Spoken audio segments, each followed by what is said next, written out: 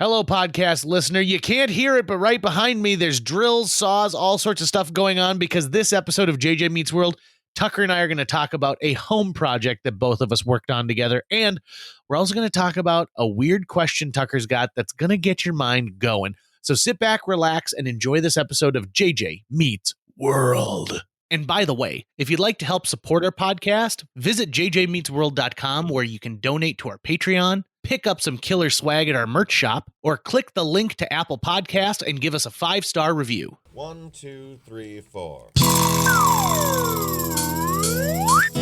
J.J. Gordon, sort of like that Indiana Jones, in that he's always sniffing out his next adventure. Yes, he is. He's always interviewing guests so he can have them on his show and they can talk about pop culture, arts, and leisure. J.J. has his flag unfurled and he likes his french fries curled, and he's fun and then he twirled as he goes to meet the world. He will march into the rain even if his ankle sprained. Take a peek inside his brain. This podcast is called JJ Meets World. JJ, can I ask you a question? Yeah, please do, Tucker. Why does all grocery store ranch dressing blow? I'll tell you why. So let's be very clear about grocery store ranch dressing because there are two varieties. There's the variety that's just on the shelf, which has preservatives, that is shelf stable until you open the bottle and then you keep it refrigerated. And there's also the stuff that's already next to the produce that must remain refrigerated the whole time. Much smaller shelf life, but people will tell you that that's it's more expensive, so it must be better, must be classier. Sure. So my opinion when it comes to ranch dressing, Tucker, is that none of them satisfy my need for ranch. So It doesn't matter what brand it is. It doesn't matter if it's coming from the section where next to the produce. It doesn't matter if it's $10 a bottle. It is not good enough. And so in the Gordon household, what we choose to do, and this is just us, so no shade on those people out there who are hitting up Hidden Valley, Wishbone, Ken's Steakhouse, Old El Paso, or whatever else kind of ranch. I'm going to write this down because this is some wisdom I don't want to miss. It is so easy to make your own buttermilk ranch. Like, it is insane easy. So what you do, get yourself some buttermilk, cultured buttermilk from the dairy section. This is going to be the most expensive part too, by the way, but you don't have to get it's not like you're buying a gallon. You're buying like maybe a pint at best. And then get yourself the ranch packets. And oh my gosh, it is like restaurant quality ranch. It is so good. What kind of brand of ranch do you like to go with? For the packets? Yeah. Oh, I go with Hidden Valley's ranch. I mean, you do? Okay. Yeah, the seasoning itself is great. In fact, I go to Costco and I buy a gigantic ranch like seasoning jug because I have found it works in other things. So one of the things Jill and I have in our regular rotation of things to eat during the wintertime is we take a turkey breast and put a stick of butter in a crock pot and then a can of beer, usually like a pounder of Coors Light, and then heavily sprinkle ranch dressing on top of it. And we let it cook all day so it becomes like a shredded or pulled chicken. Ooh. And that goes great on if you want to make lettuce wraps. It goes great if you want to put it on a bun. It goes great if you just want to make like mashed potatoes and then put that on there.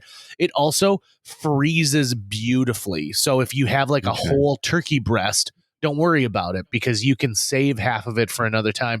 And it smells so dang good. You have no idea how amazing that is. And we need the big thing of ranch for it because we were sick of buying the packets. I wish we'd recorded this podcast before I went to the grocery store because I did hit up Ken's Steakhouse this time. Okay. I've been going through the brands going, one of these has to hit, and none of them have. So what you're saying I should be doing is get some RPs of HV and then get cultured buttermilk. Will there be like cultured and uncultured on the shelf, or will it just be buttermilk? It's just buttermilk, but like I believe they call it cultured buttermilk. I don't know what that means. I don't know if the buttermilk then like knows how to quote Shakespeare, if that's why it's cultured, or there's another reason.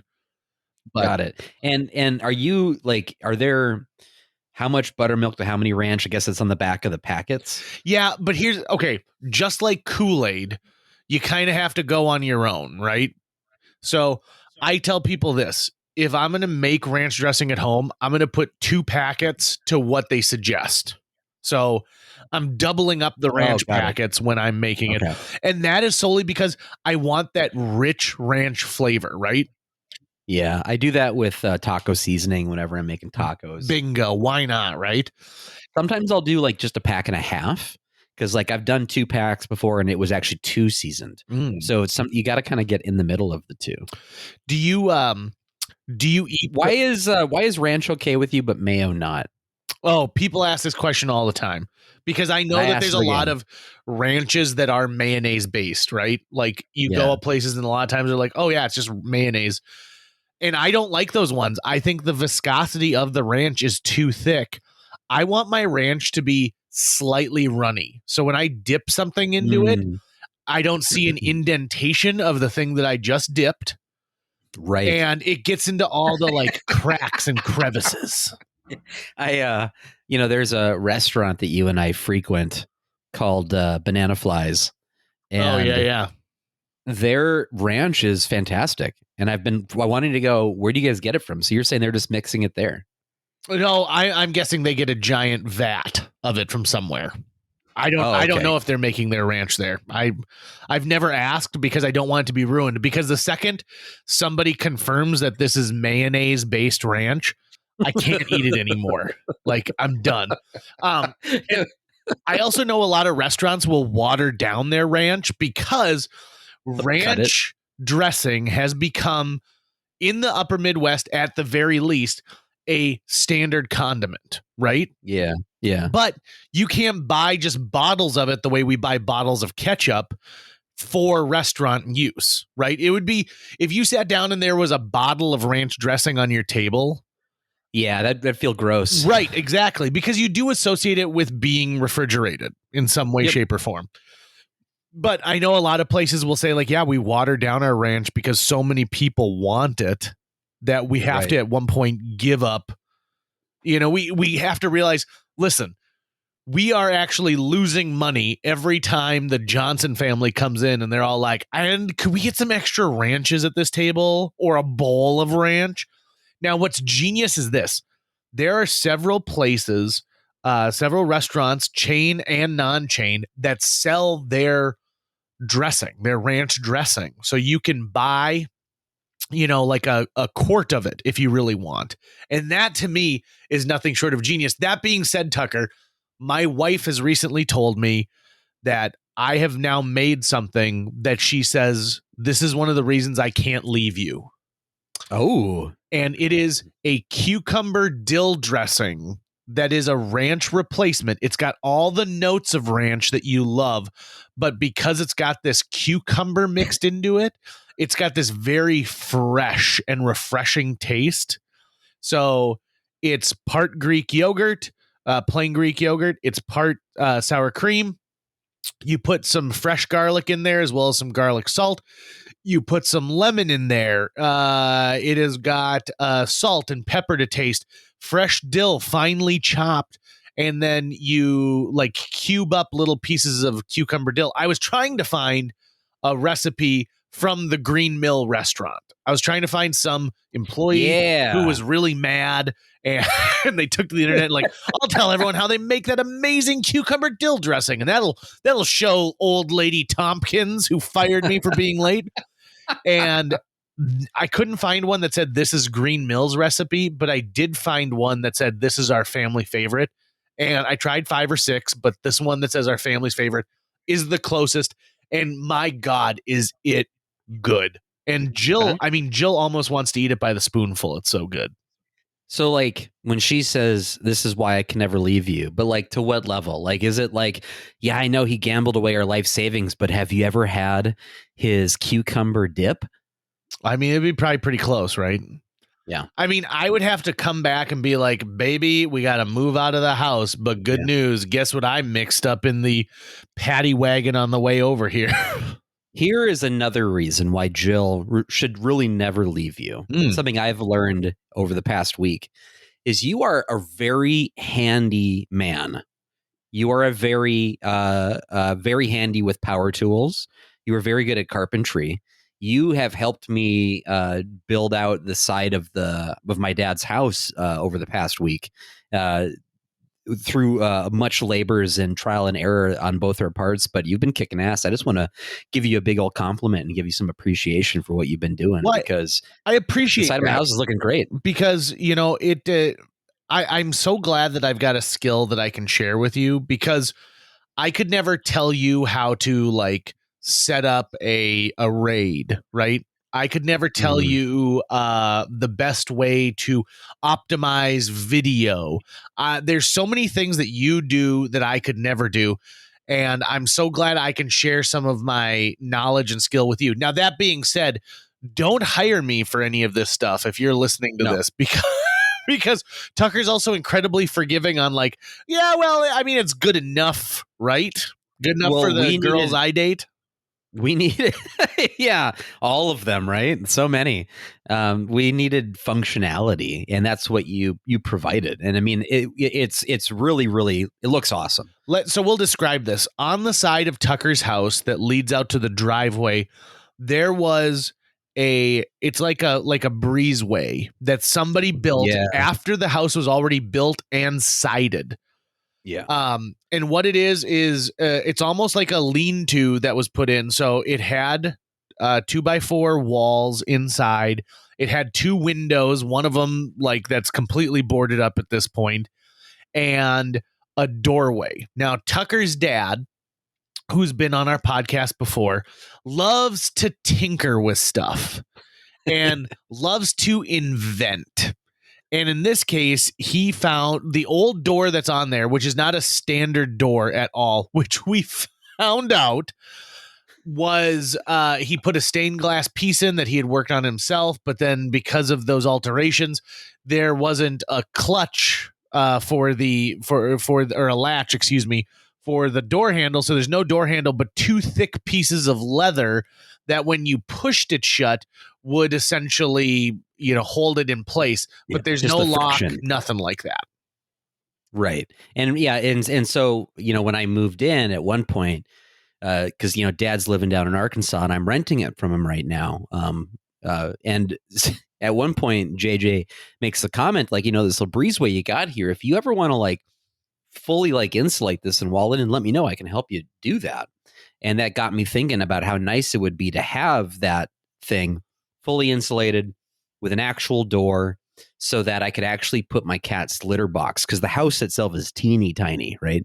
I couldn't tell you how many square feet it is. It's not many. And so anything I can do to make more space, more room in the house, it just goes a long, long way. And right now, I'm like, when I'm in the living room, I'm like right on top of the litter box. It's right there. And so the idea here is that I'll eventually be able to like put in a cat door to that side breezeway once for certain we know that it's keeping the elements at bay. And then litter box will go out there and, hey, nice little side place. Plus we will have hopefully helped on the heating bill a lot. Yeah. I mean, what we did is we put up another set of 2x4 walls that we just attached to the old one. It had exposed insulation at that point. We put another round of insulation, a really heavy, like R-rated insulation, and Tucker foamed the crap out of every corner, anywhere that he saw sunlight coming through. Yep, so much foam. I was like, can I put foam in there? I'm putting foam in there. Yeah, right. And which makes sense, right? Because you want to seal it up. It's not just the fact that like the temperature drops in there, but it was, breezeway, it literally had breezes going through it. Oh yeah, I mean it wasn't even close to sealed. I mean, at the top where it sort of connects to the house, it had at least an almost inch wide gap up there. So like it was really not, you weren't really inside anything when you were in the breezeway, right? You were still kind of outside at that time. But now it's nice and sealed. We've got the plywood up, it's all painted, and today we did the Herculean task of getting a door on there, because like even the door frame size is not a standard door frame size. So we had to go to the restore and like find one and cut it up a bit and do all this crazy stuff. There were a lot who's of really odd. handy with a door. Who's really handy with a door, JJ, is frequent JJ Meets World listener Ben Moen. I should have given him a call at some point. Oh, really? He's good with doors? He's very good with doors. I briefly dated a gal whose dad was like the door impresario of Fargo. I was hoping you were going to say, I dated a girl once who was good with doors. I mean, you'd think so. She didn't go into the door business, though. Yeah. She didn't see an opening there. Yeah. Get it?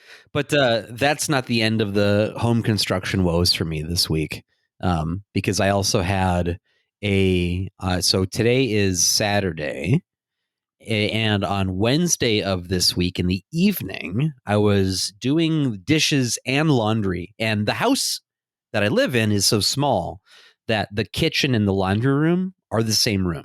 They are the same room. They're right next to each other. So I'm running a load of laundry and I'm doing dishes, and I kind of smell something funny. I'm like, huh, that's weird. Maybe it's the litter box, right? It's right next to me. Well, then it gets more powerful, and I walk around the corner and I can see that my entire hallway and my bathroom is completely covered in sewage, which is coming up through the toilet and the bathtub. And it's wrapped around into my bedroom, which is carpeted. And it's like, it's everywhere. I mean, it is a nightmare. And I apologize for anyone who has to even hear me talk about it, but it was an absolute nightmare. Worst thing I have ever seen in person. And I'm like, what is this? What is going on? Right. And so I kind of figured out that, well, hey, I'm running water. Let's stop running water. So I go stop the laundry, and that stops the overflow right away. And then a jingle plays in my head, which is 828 at a regular rate. That is exactly where you're like, you know what? Advertising works. Exactly. That's how you know jingles work. It got stuck in my head. So I call Laney's. They got to get my dad on the phone because he's the owner. He gets on the phone. They're like, okay, we'll send someone out, but it's going to be 2 hours because we got so many people are having issues right now, right? I go, fine. Grab a shop vac everything. Then I just take bleach, and I am bleaching everything that I can do. And even though I know the plumbers probably seem even worse than this, I'm thinking like, I'd like to see how much of this I can. I'm so sorry, man. I would love to see how much of this I can just clean up and get out of here before he gets here. So by the time the plumber gets there, it was about 2 hours later. I had shop vac'd just about everything up. I had bleached everything up. And I was already exhausted. He gets there and he's like, I bet what it is the roots from old growth trees, because you got a bunch of old growth trees on your property. And so he does, a thing where he lugs this big machine in that's got like a drilling claw at the end that he like sends through this thing or whatever. Takes him, another 2 hours, finally breaks through, and we hear it drain, and yay, it's all fixed, right? But now, after that's done, yes, I've cleaned the floors, but I still have a carpeted bedroom that's now soaked in sewage water. It's a complete. It's clearly there's no saving that, right? And I had things on the floor in there that I had to throw away right away. Like some clothing and stuff like that. Luckily, nothing like precious or super irreplaceable, but enough that's like, damn it, this sucks. I got to throw all this stuff away. And then I was so exhausted at that point that I just moved my bed. That was the last thing I could do. Was like, I can at least get my bed and all my clothes out of here so they don't pick up, like they're not sitting in this room overnight in this smell. And at this moment, everything smells like both sewage and bleach. So I have the worst migraine on planet Earth. And so move all that stuff out to anywhere I can. And I just, slept out in the living room that night, got up as soon as I could the next morning and just got to work, stripped out the carpet, stripped out the padding underneath, scraped the floor of absolutely everything I could find, bleached it twice, then mopped it, then vacuumed it. And then after all of that was done, I was like, well, at this point, I might as well just redo this room, because I had the plan for a while that I wanted to redo that room at some point, tear out the carpet and paint everything. But I was going to do that sometime this winter, right? Like, hey, I've got the weekend to myself, and I'm going to work on this project. It'll be nice. But this forced my hand to do it right away. So ended up putting a bunch of coats of Kills primer on it. the next day. Painted it yesterday, picked up some floor tiles. And tonight, once we're done recording here, because we were working on a damn door all day long. It took us a long time, but once that was done, record this, and then I'm gonna get back to work to start gluing floor tiles down. Oh, I'm so proud of you to keep working on this project, because like I think the easy thing would be like, you know what, I'm just gonna call it quits tonight. That was the plan, and you know what came to my mind was that goddamn Winston Churchill quote about going through hell. What? If you're I don't know this quote. It's a famous, I believe it's Winston Churchill. And the quote is, if you're going through hell, keep going. And it just means, hey, if you're in a tough spot, yep, that makes sense. Keep grinding through it, right? Because you're going to get through it. Yeah. So if you're going through hell, don't stop and take a break. Keep going. So you know what? That makes a lot of sense, doesn't it? Yeah. And it's either him or Teddy Roosevelt or some other fucking probably warmonger or something, right? But it's still a great quote. Let me ask you this. When it comes to, did you learn anything while we were working on this project together? Oh, I learned a lot. I mean, I watched you do everything with a door now, as far as like installing the hardware and stuff. You reinforced a lot of things that I've had to relearn over and over again through the years when I do like set construction about cutting plywood and stuff like that. And so, but also, no, I mean, you were coming up with solutions to problems. I would have had no idea. Like today, really in particular, every time we came into a snag about something, my first thought was, fuck, are we fucked? Like, what are we going to do? But you just thought about it for a minute, and then you would come, oh, you know, well, let's do this. This will get us there. And I remember, like, I think the thing I asked you the most throughout this entire process was like, is that going to be a problem if we do X, Y, Z? And you would always know, like, oh, no, that won't be a problem. Or, yep, we actually got to look out for that. You know, to me, the one thing I want to do is I never want to come and just do a project at someone's house. I always hope that I can maybe pass on some of my knowledge. And you know, but sometimes like it's easier if you just do it yourself, right? You know what I'm saying? And I didn't have a lot of those moments. And at one point I was like, oh, I should give Tucker something to do, but I also don't want to treat you like a baby, right? I don't want you to be there and be like, you know, hey Tucker, why don't you organize these nails? Let's figure out which is the longest one, okay? Why? No, to me, it was the same as if you were working on a car or you were in surgery. I'm the assistant there to like, I'm here when you need me, and when not, great. I'm going to stand here and watch and learn. Can handle myself. Let me ask you another question about just construction in general. You've got an interesting set of tools that you've amassed over the years. Yeah. You want to walk me through the process of how you ended up with so many skill saws? I think I just have 3. I think that's the total number. That's a lot. Like, that's more than I need. I only need one. If you're not like a community theater or or you know, just a hoarder in general, like somebody who just hooks up with that stuff. They're all I'm gonna get rid of some of them, but they're all just pawn shop skill saws that, like, each of them would have happened for a different project at some time where I was like, fuck, I need a skill saw. I can't find mine. Where is it? Damn it. I'll just pick one up at a pawn shop for $20. And you know, so to be quite honest, that's not a horrible thing, right? You know, like, I mean, the best idea would be just to keep track of the one that you've got. But luckily, I found all 3 of them now, right? So I don't need to hold on to all of them. Plus, all my dad's tools are here, so there's probably a couple more skill saws hiding in there somewhere. Would you like to know something that I keep aiming to do in my life and I've never done? And like, maybe this will be the moment I decide to get it done. I don't think that there's anything classier or makes me think someone is more intelligent, to be quite honest, than if they have a pegboard with tools on it where they've drawn like around the tool. So, you know, like when they find a dead body in a police show and they put that outline. I think that is the classiest thing ever. So it's like, oh, the ball peen hammer goes here because this is where the ball peen hammer like is on there. I wish I had something like that at my house, and maybe now is the time to make it happen because that is classy as can be. What is your at home, what does your tool situation look like? Like if you were at home and you're like, oh, you know what? I got to go get one of my tools. So you go out to the garage. Are you digging through a heap of stuff? What do you have right now? So in my shed, I keep everything in my shed, right? Get off the shed. I'm a shed guy. I like the shed. So in my shed, I've got, those 5-gallon buckets you can get at every hardware store? Yeah. Some places you can get a 2.5-gallon bucket. So it's half the size. And I've got a lot of those and 5-gallon buckets, and I have separated the tools. So this is what I've ended up with in my life.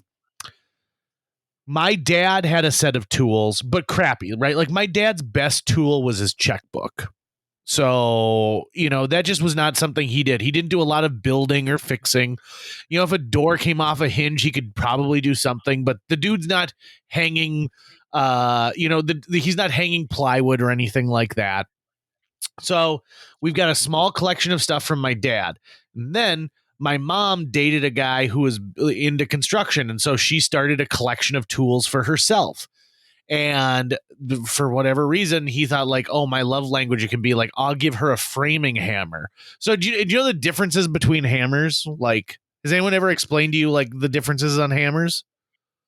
I mean, I know some differences like, hey, that's a sledgehammer versus. Oh, I'm even talking about I'm talking about just regular. Like if you saw it, it had, it's got a head on it and then it's got the thing to pull nails on the back.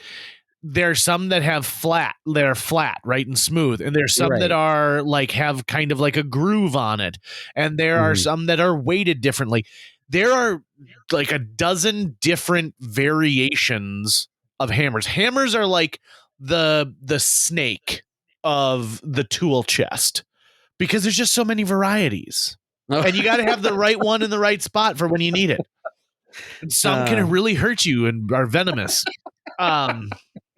So what I've got is I've got all the hammers in one of these buckets, and then I've got all my screwdrivers in another bucket, and then I've got all of my like wrenches in another bucket. And I also, so then my grandpa dies, right? Oh, no. So we've got a lake cabin and we've got a bunch of tools down at the lake cabin because at the lake is where you actually need tools. And that's where I learned to do stuff like I can service a boat motor. I'm not amazing at it, but like I'm pretty good when it comes to boat motors. And so we had a whole set of mechanics tools down there. Well, we sell the lake place. So now I've got all of these tools here. Then my grandpa dies. And then we pretty much get all of his tools. And he was a guy who came from an era where power tools were not really a thing. And so he's got a bunch of these cool screwdrivers that are really long, but you push it. And as you push it in, there's essentially like another like screwdriver, or there's like another screw, like threaded screw inside of the screwdriver. So as you push it in, it actually turns the screwdriver just by pushing it rather than turning it. And so you push it in to screw something into the wall. It's wild. But he had everything from files to chisels to woodworking equipment and all this stuff. So I've got all of my grandpa stuff. And then I started amassing tools for myself. And then my mom dies and we put it all together in one big hump. So one of these days I should clean it out and be like, hey, listen, I've got a full set of screwdrivers 4 times over. I should give these to somebody who could make better use of them. I know I have way more screwdrivers than I have skill saws. Right? I have so many screwdrivers, and what I would really like to use would be to own a Dremel. I think a Dremel is actually a tool that I think I would actually have a lot more use for, especially because one of my many hobbies is I do aquariums. I love keeping an aquarium. And I'm often trying to like make certain tops for it, or I'm working on making a base for it right now and stuff. And a Dremel would be kind of a nice little touch, both for some of the precision, like little smaller cutting tools you can get on it, but also for making those nice rounded edges. Like when I make my stand, maybe make it less sharp looking, less utilitarian looking, Yeah. I think that there's so much like the regular Joe out there. There's so much that they can do that is easy. And you hinted at something today that I think is incredibly important for a lot of people today who say like, well, I couldn't do that. YouTube and the amount of people who put up free videos of like, hey, today I'm going to show you how to reinforce a window well. Hey, today I'm going to show you how to take like an old shelving unit and make it look modern. There are so many things, and most of these people are like, you only need a drill and and a saw, and boom, we can get this all done today. And it really is interesting. I mean, I remember a number of years ago, this was a previous vehicle that my dad owned, and I was driving it for some reason, and I needed to go fill it up with gas. And when I pulled into the gas station, I could not, for the life of me, find the button that opened the gas cap. Like I could not find it anywhere. And I finally just went on YouTube, and sure enough, someone had made a YouTube video on that model of car from that year. How do you find the button that opens the gas cap? And it was in this really weird place that you would never put it. Sure. And so like I'll even go to YouTube for like, oh, I can't open up this, this particular type of can. Why can't I? Is there something I'm not doing right? JJ, I asked you a question earlier today, and I don't think I got an answer from you on it yet. And the question was, if you had to replace one of your appendages with a tool, it could be a power tool, it could be a non-power tool, just a tool that you would use in, say, construction of some kind, what would it be? And now I had my own answer, but it really doesn't count because it's not really an appendage. I had said I would love to change one of my nipples into a power outlet so I could plug things into me, and then I don't need to worry about carrying batteries and stuff. But if I think I was to do anything, I think I would probably just want to turn one of my fingers into something like a screwdriver or something like a power, if it could have like a power drill, but an open bit at the end, so you could put in different bits all the time. And then you always have literally at your fingertip one, like a power tool, right? Okay, so I actually thought about this on the way home, because my constant question to you was like, okay, so let's say you have a nipple that is now a power outlet. How does the power go? And you're like, well, it's just like anything else. Like your body, makes the power, but at one point it can run out, and then you'll have to sleep or recharge it and stuff like that. And that terrifies me, because let's say I run out in a place that's inconvenient. If it is just like a battery, and I can't. Now, it's one thing if you say like, well, you just can't use it anymore until you do that. But if I suspend all my energy and now I'm like tired, I don't want that. That's for sure. I mean, you would probably be tired, but I don't think it would kill you. Like, I think, it would just, hey, I can no longer power that outlet, right? Like, you ever had a computer say, like, cannot power this peripheral device? Okay, let me ask you another question. You've got a nipple that is now a power outlet. Yeah. Are you modifying all of your shirts so that there's a little piece of Velcro so you can just expose your nipple to use that? Are you running stuff up a shirt, or are you lifting up your shirt every time you're using this? I think I'm working out some kind of power strip that runs down my arm on the outside. Okay. So that while it's powered from my nipple, you're actually just plugging in from the outside. Yeah, probably on my arm or my hand or something. Okay. So I did think long and hard about this, and this is what I came up with. Am I in control of this so that, like, for example, let's say I were going to have I wanted a power drill for my finger. It's not constantly going like I activate it. Oh, you have control over it. It's not just constantly drilling. Okay, so it's just constantly drilling. Okay, it's not like you're carrying around a lightsaber that's constantly lit. Okay, so the reason I ask that is because I have two thoughts. One thought is that I would have a leaf blower power that comes out of my butt. Mm-hmm. I'm already kind of doing that now, but no appendage has been replaced. What is that? No appendage has been replaced though with that, right? Oh, not yet. But I mean, like if I had that's what I'm saying. Like I would have the power of a leaf blower in my sphincter. Got it. And so I could bend over, and like not only would there be comedic value to it, But I also tried to think of like another thing that would be like really, really good. And I came up with Wouldn't you need to expose your butthole though to really get the full use of so it? what I Versus so again, this is what I'm thinking is that like either I am constantly wearing those pajamas that miners would wear when they were, digging for coal in the mine. Yeah. And so I've got a little butt flap that goes all the time, or I have one that's just powerful enough that it blows through the fabric of my pants. I mean, I could start wearing like lighter fabric pants and getting There's used no to it. way your pants don't either rip or just fully inflate and then tear off. Okay, because a leaf blower is powerful. so that's my second thing is I came up with this is the thing I think is the smartest and easily this is where we got to go no matter what. I would get rid of my belly button and instead have a small air conditioning unit there. None of our answers deal with appendages yet. Well, I mean, okay, so nipple is you're not considering a nipple an appendage? It's not an appendage, is it? What about my butt?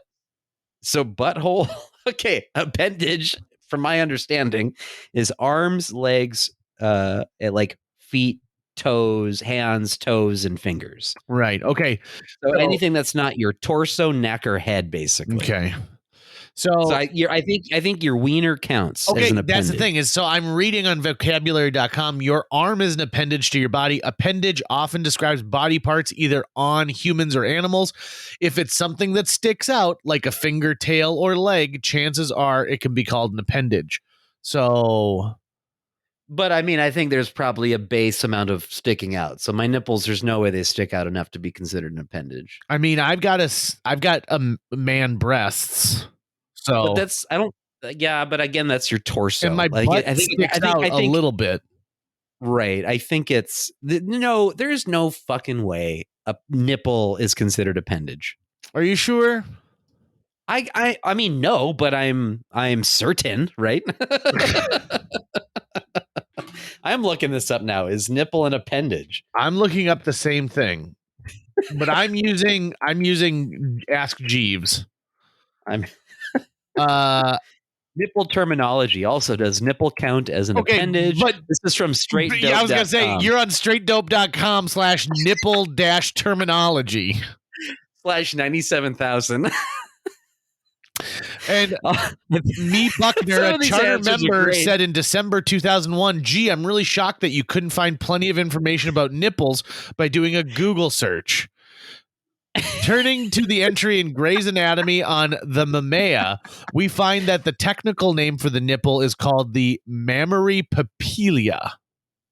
Oh, it may be considered a skin appendage. Hold on.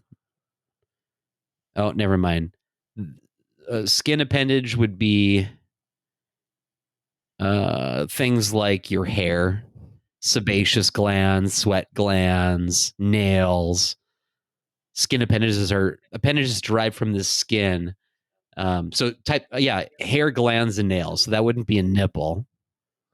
I'm just going to look at Wikipedia nipple. What does nipple say? What a human nipple? It's a good thing you're not at work right now. I don't know how so we're having a thing at my work right now with they've switched everyone over to like the guest Wi-Fi there so that they can lock down the like actual company used Wi-Fi. And it wouldn't be a big deal if our guest Wi-Fi was better, but like twice a day it goes out and all of a sudden I can't load something and I get really frustrated and I talk to our IT guy about it and there's like, well, nothing I can do about it. I can't make any differences. And that's the type of stuff that frustrates me to no end with people. Like if I told him, I was like, hey, listen, I just, I can't think of anything to talk about on the radio today, I would get fired.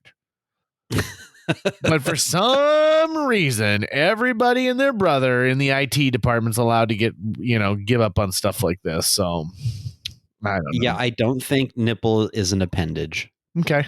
What about a butt? A butt is not an appendage. Okay.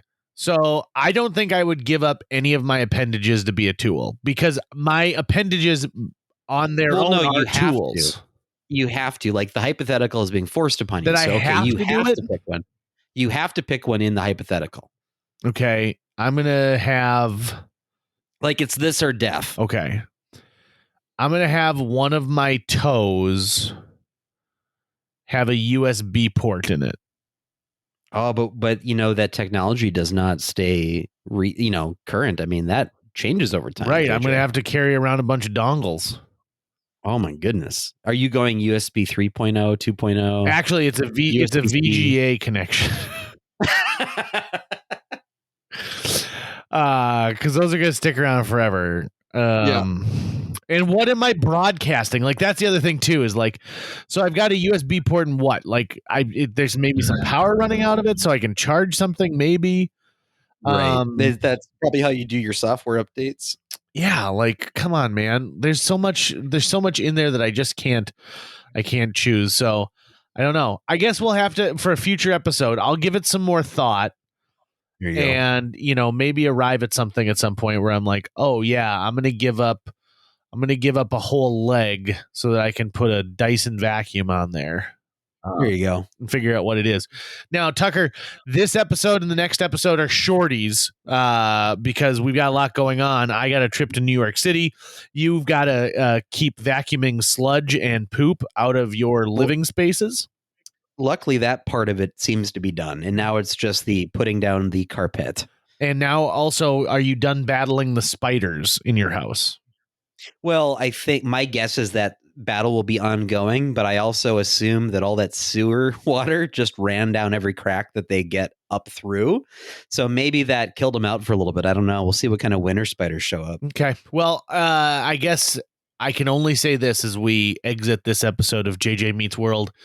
I am not interested in helping you out in another house project unless when I get there, you've got a treat for me.